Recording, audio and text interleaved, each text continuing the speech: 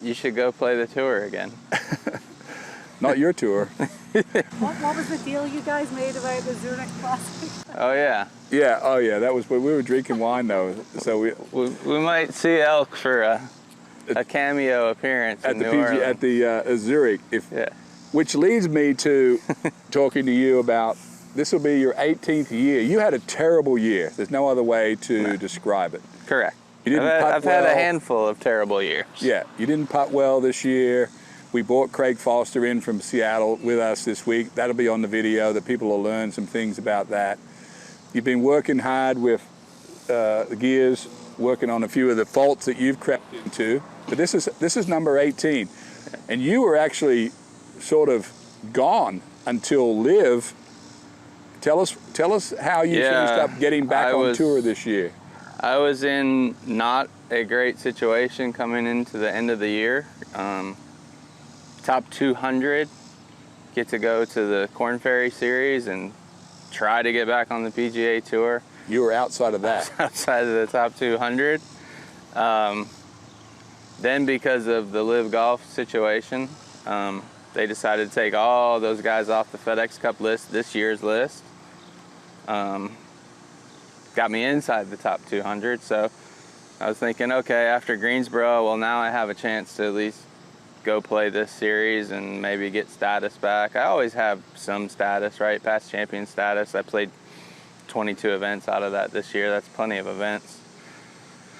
But then also they took all the LIV guys off the career money list, which bumped me into the top 50. Last year I was 52nd. As the year went on. Very, very important reason to stay inside of the top 50 career money. You get a 1 year pass. A 1 year pass. For full exempt status. So yeah. Last year at the end of 21, I was 52nd, so it's close, but I think I missed by a couple 100,000, so I couldn't use it.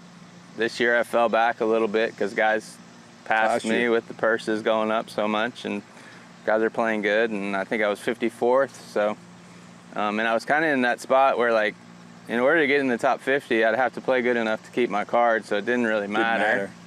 But they took all the LIV guys off, and lo and behold, I'm 47th now. So we got a. So you got a reprieve. You got a breath of fresh air came in. So all of this bad luck that I've had on the golf course came back to you. Came back in one swoop and gave me one more year. So. And we're going to try to take the advantage of that. Yeah. Say I'm always in your camp, as you know. So we're going to talk about what you're trying to put together here with your swing. So now why did you play bad this year? What was the habits you got into? Multitude of reasons. In my opinion, and we talked about this on your podcast earlier in the year, and I felt like I had turned the corner a little bit, and then I made the first cut after we talked, and then I missed 9 cuts in a row. So, a multitude of reasons. Most of it, in my opinion, swing mechanics. Just got off with, what I was doing, and the ball stopped going where I wanted it to go. And then it kind of turns into a mental thing. You lose some confidence. For me, I don't want to say I took my ball striking for granted, but ball striking was easy for me for a long, long time. And now you're what? You're 45? 45. I don't think the age necessarily has a lot to do with it. But there's more young guys coming on tour that are big and strong. Right. And to be honest, my speed is pretty good.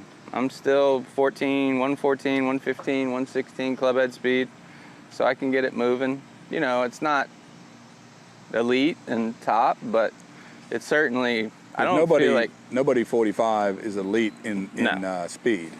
So I got off with my mechanics. I've never been a great putter, so if my ball striking suffered a little bit, the putting isn't always there to bail me out, so to speak.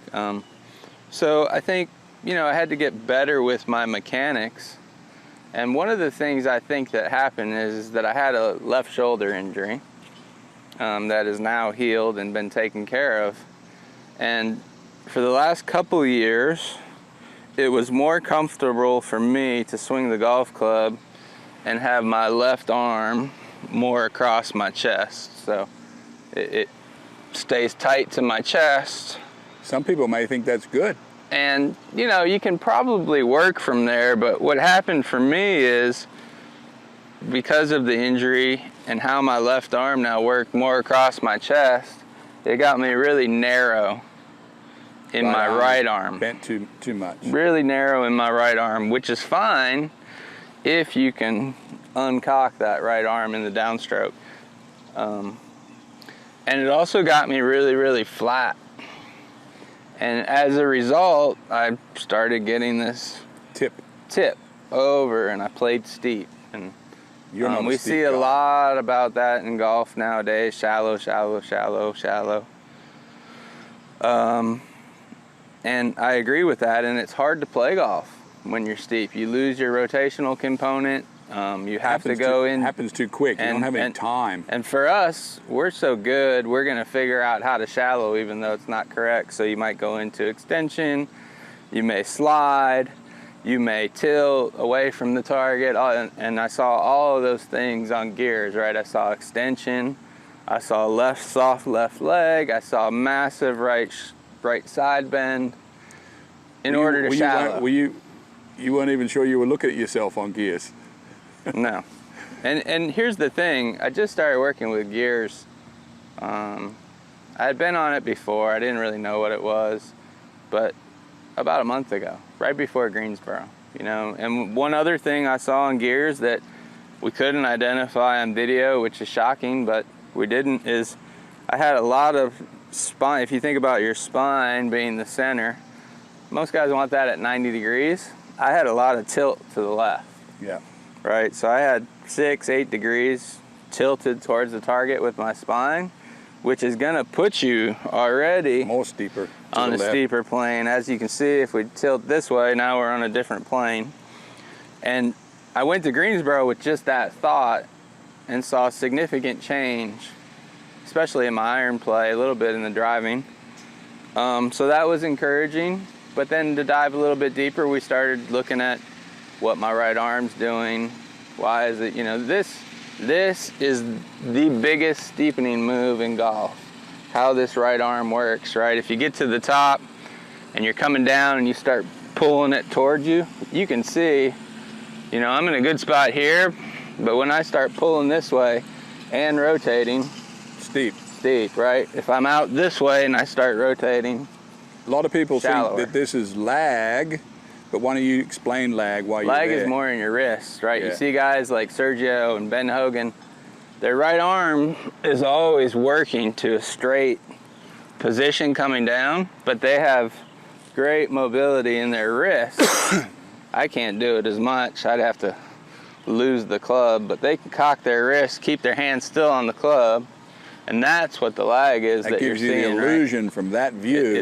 It's a wrist angle condition and not an elbow condition, right? So, you know, you want your right elbow to 90s, 90. You want it to unpack on the way down. You want it to unpack without losing the wrist angle. Yeah. So we've worked on, you know, and another thing is like I said earlier, as my left arm gets off my chest some, now my right arm can stay straighter. It has to work that way because the butt end is further away. More shoulder turn. And if you get closer, as you can see, my right arm is more bent. Generally speaking, you'll turn your shoulders less. These are all things we see on gears, especially with amateurs. You see the guys, oh, I got a long shoulder swing or shoulder turn with a long swing. They don't move their shoulder, they just move the elbow. Cocking the elbow and the wrist, right? You can do it that way. But here's the thing, from the top of the swing to impact, you have a quarter of a second. So if you're here, you got to unpack all of this in a quarter of a second. So that's where we're at with the golf swing. I've seen I played 1 week in Greensboro. I hit 78% of the greens. I drove it reasonably well. I had a couple tee balls that I'd like to have back. I didn't putt well, but that's another component to what I'm trying to get better with. So I'm just at a point in my career where I feel like I can take some chances on what I'm doing. right? Well, yeah, I'm not happy with where I'm at. You were sort of gone. Yeah. And now you're not gone. So now it's like, you know, one of the reasons I'm here, you know, I'm always, you know, you and I talk all the time, but this is a good chance for you.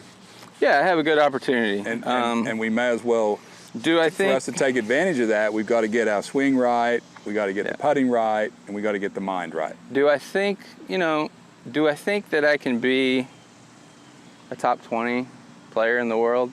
Probably not, but do I think I can be competitive enough to be a 125 guy in the FedEx Cup? Yeah. And that's still making a living, that's still playing golf, that's still being competitive in my opinion. What's 125 gonna pay? Who knows? Going forward? Who knows anymore?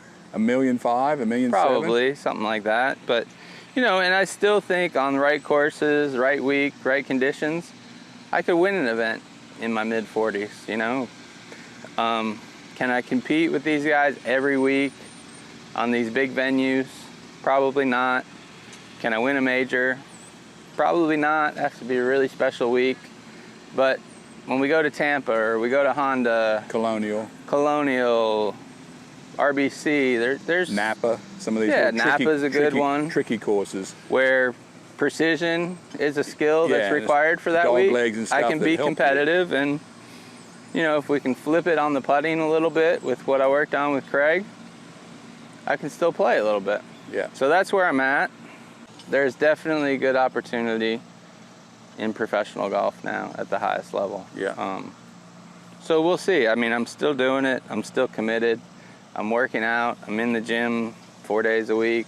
And you're on that new gravy train. You get $5,000 now if you miss a cut. No, I'm not in that category. You're not in there yet? No. Okay. I would have been without my top 50. Yeah, okay. But yeah, so, you know, I'm still doing it. I'm going to keep trying to do it until we can't do it anymore. I don't think golfers retire. Well, you're exempt for life to get into the Champions Tour. You're in sort of what we call this no man's land on the tour. You're 45 to 50. You've got some other things in your life. You don't have children, but you've got things in your life that are important to you, that you like to go back to Auburn more than you used to before. It's not easy for you to go on the road for a month in a row, right? Right. That's the other nice thing about this category I'm in now. Last year I was at the mercy of events. When I get in, who knows? A couple weeks I got in on Wednesdays. Yeah. Now I can plan a schedule for the year. I can't do 3 weeks is about my max. Yeah. Honestly, I'd like to do 2 weeks on, 1 or 2 off, 2 week, you know. I'll probably start out the West Coast and play 3 or 4, just because you're out there, it's easy to travel. You've had, you know, most of November, all of December off. So, but having that schedule ability is big for somebody like me. I can plan events that I know that I can be competitive at, stay away from events that maybe aren't a good fit, get my proper rest, get my proper practice, and see, you know, what we can do. You know, golfers don't really retire. You just stop getting into events that you want to go to, right? I've told you, and you know this is true, that eventually every single person becomes where they're not on tour anymore. Right. Every single one of us. And they all want to be on tour still. Yeah. So, you know, we'll see how this year goes. I feel good about what I'm doing with my swing. I feel good with what I'm doing with the putting. As you know, practicing these skills, playing at your home course with these skills. That's one thing. Is one thing. Yeah. Going to tournaments and performing is another thing. So, you know, we'll see where we're at. My mind still works good. I know how to play golf. Yeah. I know where I want the ball to go. There's not many things that happen out there that surprise me, other than shots that I hit. They were pretty surprising to me at times. Shocking, right? Shocking. Yeah. Disappointing. But you know, that's where we're at, and we'll see. I have a good opportunity.